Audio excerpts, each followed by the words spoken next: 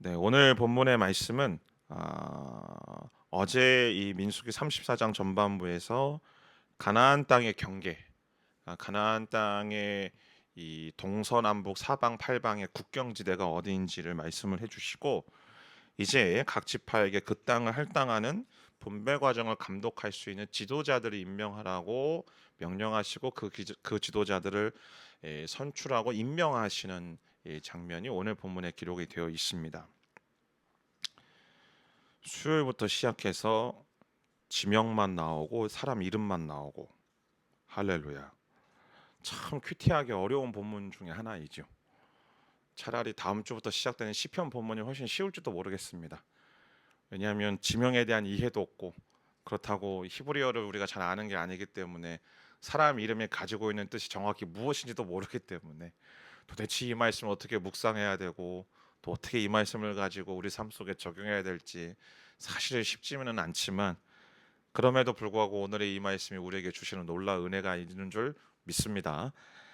그래서 한 가지 팁을 드리면 이 지명이나 또 임명에 나올 때는 물론 뭐 성경 사전을 옆에 두시고 찾아보시면서 살펴보시는 것도 좋을 텐데 그날의 본문 안에서만 텍스트를 살펴보시기보다는 이 텍스트가 주어진 그때에 하나님께서 왜 이 일들을 명하셨고 또 전체적인 어떤 성경 전체 속에서 또 아니면은 이 민수기라는 책 속에서 이 본문이 차지하고 있는 위치가 무엇인지를 살펴보시는 것도 큐티 하시는 데는 도움이 됩니다. 말씀을 묵상하실 때는 그런 차원에서 저는 오늘 본문을 조금 크게 민수기 전체의 구조 속에서 한번 좀 보려고 합니다. 오늘 이 명단을 가만히 살펴보면 사실은 민수기는 말씀드렸던 것처럼 백성들의 숫자를 세는 이스라엘 백성들이 하나님 앞에서의 하나님의 군사로서 징집되어지는 그 하나님의 군사로 세워지는 과정들이 기록되어 있는 책인 것이죠. 그래서 민수기 첫 출발점 자체가 이제 시내산에서부터 가나안으로 출발하는 그 여정 속, 곧 하나님의 이 전쟁 스토리가 시작되어지는 그 역사 속에서 백성의 숫자를 계수하는 장면으로 시작이 되어집니다. 이 민수기 전체에 보면요, 오늘 본문처럼 백성들의 리더를 세우는 장면이 세 군데가 나옵니다. 첫 번째는 민수기 1장에서 백성들의 전체의 숫자를 세우는 감독자, 지도자를 선출하는 장면이 첫 번째가 기록이 되어 있고, 두 번째 장면은 이 민수기 13장에서 가나안 땅을 정탐하기 이전에, 그러니까 가데스 바네아에서 가나안 땅을 정탐할 때에 그 각 지파에서 12명의 리더들을 한 명씩 선출하죠. 그래서 이 대표로 그 보내기 위해서 지도자들 선출할 때에 또 오늘 본문과 같은 비슷한 이 구조로 진행이 되어지고 있고, 그리고 오늘 본문에서 보면 약속의 땅을 분할하는 이 일들을 담당할 이 사람들이 오늘 본문 속에서 보면 세워지는 것을 볼 수 있습니다. 그냥 오늘 본문만 놓고 살펴보자면 다른 두 가지의 그 상황들과 조금 다른 점이 있다면 몇 가지 특이사항인데, 첫 번째 특이사항은 여러분 생명의 삶 뒷부분에 해설에도 나와 있지만 이 본문 속에 이 백성들의 지도자인 여호수아보다도 제사장 엘르아살의 이름이 17절에 가장 먼저 기록되고 있다는 겁니다. 그러니까 이 그 땅을 그 나눠주게 있어서 땅을 나눠주는 가장 중요한 사람들이 누군가, 제사장 엘르아살이라는 것이죠. 그리고 함께 나누어줄 그 백성들의 지도자인 여호수아. 왜 여호수아보다 엘르아살이 먼저 등장하는가? 그 이유는 계속 말씀드리지만 토지 배분은 군사적인 성격이 아니고 행정적으로 땅을 나누는, 그냥 땅을 그냥 분배하고 그냥 적당하게 지역을 구역을 나눠 가지고 야, 이 땅은 너네가 갖고 이 땅은 너네가 가지고 그런 의미가 아니라는 거예요. 그러니까 하나님께서 이스라엘 백성들에게 이 땅에 대해서 말씀하시는 것은 무엇이냐면 하나님의 약속의 성취, 곧 하나님께서 약속하시는 것들을 이스라엘 백성들에게 이루어 가시는 굉장히 영적인 성격이 강하다라는 것이죠. 때문에 하나님께서 이스라엘 백성들에게 끊임없이 말씀하시는 것이 무엇이냐면 그 땅은 사고 파는 게 아니라고 말씀하시지 않습니까? 땅은 가문에게 있어서 계속적으로 이 그 전수가 되어져야 되고 또 유업으로 계속 전이가 되어져야 되는 가장 큰 중요한 이유가 무엇인가? 그것이 신앙이고 그것이 하나님을 향한 우리의 태도이기 때문에 그렇습니다. 어쨌든 첫 번째 특징은 그것이고요. 두 번째 특징은 어, 그 명단을 보시면 아시겠지만 12지파가 다 기록되어 있지 않죠. 9개 지파 반만 기록되어 있습니다. 그렇죠? 여기 본문에 보면 빠진 지파가 르우벤 지파, 갓 지파, 예, 그리고 뭐 므낫세 반 정도. 왜 이들이 빠졌을까요? 예, 엊그저께 우리가 말씀을 통해 살펴보았지만 이 주초에 보았던 것처럼 요단 동편에서 그곳에 머무르고 싶다라고 요청하였던 그들의 요청을 모세가 받아들이고 요단 동편의 땅을 이미 그들에게 배분했기 때문에 분배했기 때문에 여기 이제 들어가는 이 요단 서편의 땅은 서편의 땅에서는 그 두 지파 반이 빠진 겁니다. 그리고 이제 또 한 가지 특징은 뭐냐면 유다 지파부터 시작하는데 물론 이제 유다 지파가 상징성을 갖고 있기 때문에 유다 지파로부터 시작된다라고 볼 수도 있지만 이제 어제 본문에서 보면은 이 땅의 경계가 어제 본문 잠깐 보시겠어요? 어제 본문 보시면 2절부터 보면 남쪽부터 시작하잖아요. 그렇죠? 남쪽 경계부터 시작하죠. 그러니까 남쪽부터 그 땅이 어디서부터 어디까지가 구해이고 그다음에 이제 서쪽이고 그다음에 이제 북쪽이 이렇게 동쪽이잖아요. 그 순서대로 지금 지파가 이제 배분된 겁니다. 그 기록이 된 겁니다. 그러니까 이제 뭐 열두 아들의 순번 뭐 이렇게 너는 첫 번째 태어났으니까 너는 정실분의 아들이니까 가장 이게 아니고 그냥 하나님의 땅의 분배의 방법은 굉장히 공평하다라는 걸 볼 수 있는 거죠. 하나님의 공의는 누구에게나 보편적으로 적용되는 것이고 누구에게나 보편적으로 하나님의 은혜는 임한다라는 사실을 오늘 본문을 통해서 알 수 있습니다. 뭐 그것은 그냥 특징적인 상황이고 자, 서두에도 말씀드렸던 것처럼 전체 민수기 본문 속에서 이 본문을 좀 살펴보자면 여러분 우리가 이 세 번의 이 지도자들을 세우는 그 과정들 속에서 그 지도자들의 이름과 그들의 삶에 대해서는 사실 알 수는 없습니다.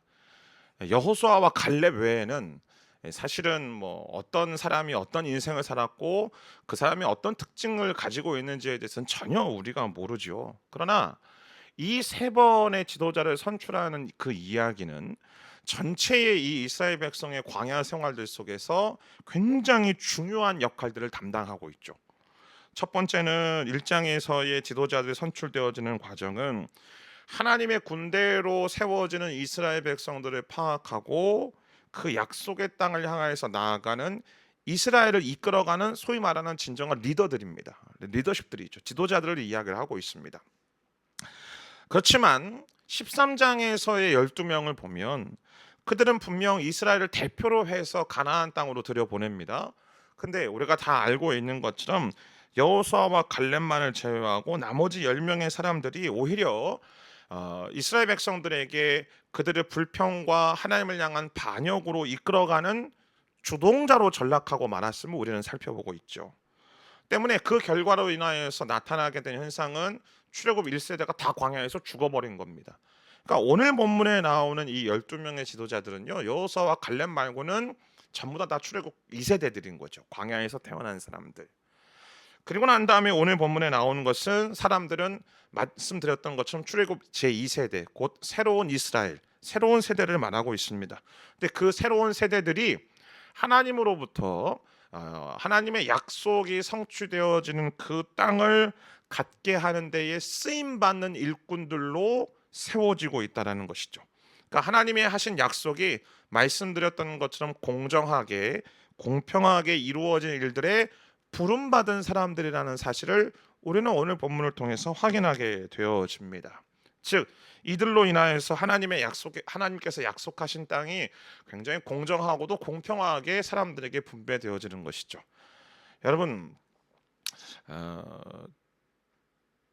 참 아이러니하지 않습니까? 똑같이 하나님의 중요한 일들을 위해서 부름을 받아 세워진 사람들입니다. 근데 어떤 사람들은 이 이스라엘 백성들이 죽게 한 그들을 죽음으로 몰고 간 장본이 되어졌고 어떤 사람들은 하나님의 귀한 일꾼으로 쓰임 받게 되어지는 것이죠. 우리가 분명하게 믿어야 되는 것은 하나님은 시대마다 그리고 그 시대의 상황에 따라서 그 시대가 요구하고 그 시대 속에 하나님의 약속을 이루어가는 일들에 쓰임 받는 일꾼들을 세우시기를 기뻐하십니다. 하나님은 분명 하나님이 스스로 모든 일들을 감당하실 수 있습니다. 그럼에도 불구하고 연약한 모든 인간들을, 불완전한 인간을 사용하셔서 하나님의 일을 이루시기를 기뻐하시는 분이 우리의 선하신 아버지이시죠. 중요한 건 나는 과연 어떠한 사람으로 쓰임 받을 것인가라는 것입니다. 오늘 본문을 보면서 우리가 느끼는 것은 특별한 사람들만, 특수한 사람들만이 하나님께 부름받아 하나님께 쓰임 받는 게 아니고요. 우리는 그 모두가 우리의 상황과 우리의 정황에 따라서 하나님은 우리를 사용하시고 우리를 통해서 일하시기를 기뻐하신다는 사실을 우리는 고백해야만 합니다. 문제는 그 하나님의 부르심과 또 그 하나님께 쓰임 받는 일꾼으로 세움 받은 우리가 과연 나는 어떠한 태도와 어떠한 모습들을 가지고 살아갈 거냐, 그것은요 내가 평가하는 게 아니고 역사가 평가하는 거예요. 역사가 우리를 향해서 뭐 그 역사라는 게 뭐 거창하게 역사가들만을 이야기하는 것이 아니고 우리 삶의 구석구석에 내가 만나는 사람들을 통하여 또 내 삶의 또 바운더리 속에서 나에 대해서 기억하고 나에 대해서 추억하는 것. 저 사람은 정말로 하나님께 쓰임 받는 일꾼이었다. 하나님이 저 사람을 사용하시길 기뻐하셨다라는 이야기를 들을 것인가? 아니면 저 사람은 정말 도대체 왜 인생을 어떻게 살았는지 잘 모르겠다 라는 그런 이야기를 듣는다면 우리가 얼마나 참 안타깝고 또 이 비참한 일이겠습니까? 말씀드렸던 것처럼 하나님은요 어떤 특별한 사람들만을 세우셔서 그분 사람들만을 통해서 일하시는 분이 아닙니다. 하나님은 저와 여러분 모두를 통해서 일하시기를 기뻐하시는 분인 줄 믿습니다. 아멘. 우리는 이런 질문이 들죠. 나는 뭐 가정주부고, 나는 뭐 할 줄 아는 것도 아무것도 없고, 나는 뭐 별로 이렇게 뭐 세상 속에서 나의 어떤 뭐 사회 속에서 특별하게 특출난 재주도 없는데, 그런 하나님께서 그런 나를 사용하시죠. 예, 사용하십니다. 예, 그냥 가정주부로 살아가는 그 가정이라는 바운더리 속에서 하나님은 나를 통하여서 그 가정을 온전히 세워가기를 원하시고 기뻐하셔서 나를 부르신 줄 믿습니다. 아멘. 하루하루를 직장 속에서 살아가고 사업 속에서 살아가는 것이 마치 다람쥐 쳇바퀴 돌아가는 것처럼 굉장히 힘들고 지치고 그냥 동일한 인생을 살아가는 것처럼 보여도 하나님은 나의 직장을 위하여, 나의 직장과 나의 사업체를 통하여 하나님의 나라를 이루어가고 하나님의 하나님 되심이 증거되어지고 선언되어지고 선포되어지기 위하여 나와 내 남편을 하나님께서 그 자리 가운데 세워주신 줄 믿습니다. 아멘. 우리는 그 부르심 따라 살아가는 겁니다. 중요한 건 그 부르심을 알고 살아가고 그 부르심을 어떻게 감당하며 살아갈 것인가, 그게 중요한 것이죠. 자, 그렇다면 우리를 부르신 그 부르심에 어떻게 감당하며 살아갈 것인가, 우리가 준비되어져야 되고 우리에게 필요한 것은 무엇인가. 자, 오늘 이제 여기 본문에 나오는 사람들의 이름을 좀 살펴보면 모든 사람들의 이름의 뜻은 다 얘기하진 않겠습니다. 근데 좀 특별한 사람들. 일단 여호수아는 우리가 잘 알고 있는 것처럼 하나님은 구원이시다라는 말이죠. 여호수아라는 말에 호세아라는 이름과도 같은 뜻이고요. 그리고 신약 시대로 들어와서 예수라는 이름과 동일한 뜻을 여호수아가 갖고 있죠. 자, 20절에 보면 시므온 지파 속에서 세워진 리더인 스무엘, 이 엘이라는 그다음에 이제 그 이스라엘 백성들의 이름 중에 야라는 그 단어가 들어간 건 하나님이라는 하나님이라는 뜻이 있습니다. 그러니까 스무엘이라는 것은 엘이 들어가 있으니까 하나님이 그 이름 안에 들어가 있는 것이죠. 이름의 뜻을 이야기하면 하나님이 들으신다라는 이야기입니다. 그다음에 거기 엘리닷도 마찬가지지만 하나님께서 사랑하신다. 그 다음에 또 거기 그 므낫세 지파의 아들은 한니엘, 거기도 마찬가지죠. 엘이라는 이름이 있습니다. 또 마찬가지로 그무엘, 그 다음에 25절에 엘리사반, 발디엘, 부다헬. 대부분이 보면요 하나님이라는 이름이, 그래서 하나님이 들으시고 하나님이 사랑하시고 하나님이 함께하시고 하나님이 일으키시고 하여튼 그런 이름들을 다 가지고 있는 것이죠. 여러분 공통점을 발견하십니까? 하나님께서 우리를 세우셔서 그 세우신 부르심에 합당하게 살아가기 위한 가장 중요하고도 가장 우선순위의 모습들, 내용들, 조건 그게 있다라면 그것은 무엇이냐면 우리의 삶 속에 하나님 중심으로 살아가는 것입니다. 고대 근동 지방에 있어서 이름이 단순한 호칭이 아니고 그들의 인격과 그들의 삶에 대해서 대변한다라는 것을 우리가 기억한다라면 오늘 이들의 삶이 이렇게 이름으로 불리웠다, 이 이름으로 불리웠다라는 것은 단순히 그렇게 살아라라는 어떤 부모의 기대도 있지만 그것을 뛰어넘어서 그들의 인생 속에서 지금 그렇게 하나님 중심으로 하나님을 바라봄으로 하나님을 사랑함으로 하나님을 가장 우선순위에 둠으로 하나님과 동행함으로 그 하나님과 함께 살아가고 있음을 오늘 본문이 우리에게 이야기를 하고 있는 것이죠. 그렇게 살아가는 사람들을 통하여서 하나님께서는 그 부르심을 감당할 수 있는 놀라운 힘과 능력을 부어주시고 그 부르심을 감당케 하신다라는 사실입니다. 사랑하는 성도 여러분, 우리는 끊임없이 이 세상으로부터 도전받습니다. 어떤 도전을 받냐면 내일도 조금 더 이야기를 하겠지만 하나님이 밥 먹여주냐고. 할렐루야. 교회 다니고 예수 믿으면 그것이 당신 인생을 책임지나는 어마어마한 도전들을 받고 살아갑니다. 여러분, 우리는 어느 정도 이제 연륜이 쌓이고요. 그리고 이제 삶도 어떻게 보면 정점을 찍고 이제 후반부로 가는 상황들이니까 별로 그런 어떤 질문들과 그런 도전에 대해서 그렇게 별로 이렇게 뭐 심하게 와닿지는 않을지는 모르겠지만요. 지금의 이 세대를 살아가고 있는 우리의 자녀 세대들, 10대, 20대의 청년들, 청소년들은요, 우리의 자녀들은요, 지금도 세상 한복판 속에서 이러한 도전들을 받고 살아가고 있습니다. 그까짓 거 교회 다니고 예수 믿어서 뭐 하냐고, 당신의 인생 속에서 그냥 스펙 쌓고 또 좋은 대학 들어가고 또 그 안에서 정말 너가 할 수 있는 너의 어떤 자아개발과 자아 실현과 자아 성취가 너의 꿈이어야 된다고, 그것을 통해서 너가 원하고 너가 바라고 너가 소망하는 삶을 살아가는 것이 그것이 이 세상에서 인간답게 살아가는 거라고 끊임없이 도전하고 있습니다. 그러나 하나님은 우리에게 분명하게 말씀하십니다. 그런 인생들을 통하여서 곧 좋은 스펙과 좋은 백그라운드를 가지고 인생 속에서 인간답게 살아가는 것이 아니고 하나님을 중심으로 하나님을 바라봄으로 하나님을 소망함으로 그분과 동행하며 살아가는 삶을 통하여 그들의 인생을 통하여 하나님은 당신의 나라를 이루어 가시고 이 세상 속에서 하나님의 공평과 정의를 이루어 가시는 줄 믿습니다. 여러분, 오늘날 우리의 이 소위 말하는 이 현대 사회 속에서 벌어지는 수많은 일들을 보면서 우리는 경험하지 않습니까? 좋은 대학 나왔다고 해서 뒤에 사자가 들어간다고 해서 그들의 인생에 모두가 다 사람들에게 존경받고 존중받고 칭찬받는 게 아니라는 사실을, 얼마나 사람이 이상하게 변할 수 있는지, 얼마나 희한하게 삶을 살아갈 수 있는지, 물론 가지고 있는 삶의 백그라운드와 환경으로 인하여서 후천적으로 또 상처받고 또 그것으로 인해서 어그러지고 깨어진 그 자아상 때문에 발생하는 문제들이 있을 수도 있지만 꼭 그것만이 아니라는 사실을 우리는 발견하지 않습니까? 때문에 오늘 이 명단을 바라보면서 결단해야만 합니다.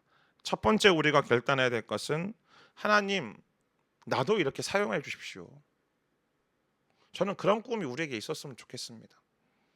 그냥 죽는 그날까지 그 소리 소문 없이 무생무치로 살아가는 것을 기대하고 소망하는 분들도 있지만 무생무치로 그냥 물 탄 듯 술에 술 탄 듯 그냥 여기도 붙었다가 저기도 붙었다가 아무런 색깔 없이 살아가는 인생이 아니라 정말로 하나님께서 나를 사용하시는데 합당한 그릇으로 내가 세워지고 하나님이 나를 사용하시기를 원합니다. 하나님의 나라의 정의를 이루어가고 하나님 나라의 실현을 이루어가는 데 있어서 주님, 나를 사용하여 주십시오. 주님, 나의 자녀들을 사용하여 주십시오. 이런 놀라운 믿음의 고백들이 오늘 이 아침에 있게 되기를 주님의 이름으로 축복합니다. 아멘. 두 번째 우리가 믿음으로 고백해야 될 것은 그렇게 사용하실 때에 내가 준비가 되어져야 되잖아요. 그렇죠? 그 준비가 무엇일까요? 예, 오늘도 치열하게 하나님을 붙드는 작업입니다. 오늘도 그냥 나의 목숨을 걸고 하나님을 바라보며 하나님을 소망하며 하나님 중심의 삶으로 살아가기로 소망합니다라는 그 믿음의 고백과 결단을 가지고 오늘 하루를 살아가야만 되는 것이죠. 제가 내일 이제 설교할 때 쓸 예화인데 잠깐 스포하면요. 이 1999년도죠. 99년도에 미국 콜로라도주에서 총기 난사 사건이 있었습니다. 기억하시겠지만 이 나치 히틀러를 숭상하는 두 명의 젊은 청년들, 20대 청년들이 산탄총과 엽총을 들고 고등학교 캠퍼스로 찾아가 닥치는 대로 죽이기 시작하는데, 근데 나중에 그들에게 왜 죽였냐고 물어봤더니 그들이 이렇게 대답했습니다. 기독교인들을 죽이겠다라는 결심으로 그곳에 들어갔다고. 그래서요, 죽이기 전에 꼭 물어봤대요. 너 예수 믿냐고, 교회 다니냐고.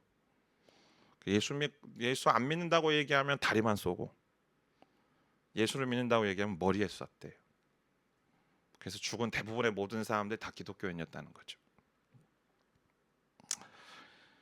근데 뭐 미디어에는 나온 얘기는 아니지만 2016년도에 그 사건을 모티브로 한 영화가 개봉이 되어졌습니다. 이제 제가 내일 소개해 드릴 텐데, 그 영화에 등장하는 이야기가 이 말도 안 되는 이 카오스적인 그 상황들 속에 자신의 신앙과 믿음을 고백했던 한 자매의 이야기, 그리고 그 영화에는 담겨져 있지 않지만 몇 명의 자매들의 이야기가 계속적으로 전해지고 있습니다. 여러분 혹시 그거 아시나요? 1999년도 그 사건 이후로 미국의 고등학교 캠퍼스와 대학교 캠퍼스 내에서 갑자기 기도 운동이 일어나기 시작했습니다. 부흥 운동이 일어나기 시작했어요. 최근에 이제 재작년 이야기죠. 미국에서 벌어졌던 이 캠퍼스 내에서 일어났던 부흥 운동에 어떻게 보면 연장선이기도 한 것입니다. 그 부흥 운동이 왜 기도 운동이 일어났는가? 그 현실들 속에서 자신의 신앙을 고백하고 자신의 믿음을 고백하였던 그 몇 명의 이 그리스도인들의 고백들 속에 마음이 찔리고 또 자신들의 신앙에 대해서 회개하고 돌이키는, 그래서 캠퍼스를 위해서 기도하고 자신의 학교를 위해서 기도하는 기도 모임들이 우후죽순으로 일어나기 시작했습니다. 여러분, 우리가 하나님께 쓰임 받는다라는 것은 내가 대통령이 되고 내가 장관이 되고 내가 사회 속에서 어떤 CEO가 되고 CFO가 되어서 내가 세상을 한번 변화시켜 보겠다, 이것만이 아니고요. 하나님은 내가 서 있는 그곳에서 나의 믿음의 고백과 믿음의 선언을 통하여 하나님은 나의 삶의 환경을 바꾸어 가시고 나의 삶의 내용들을 바꾸어 가십니다. 물론 우리가 이 중국 사회라는 이 제한되고 또 이렇게 정책적으로 이렇게 억누르고 있는 이 현실 속에 살아가고 있지만, 오늘 나의 삶을 통하여서 하나님을 주목하고 하나님을 중심으로 살아가고 있는 나의 삶을 통하여 하나님은 반드시 하나님의 일들을 이루어 가실 줄 저는 믿습니다. 그런 기대와 그런 꿈이 우리 가운데 있었으면 좋겠습니다.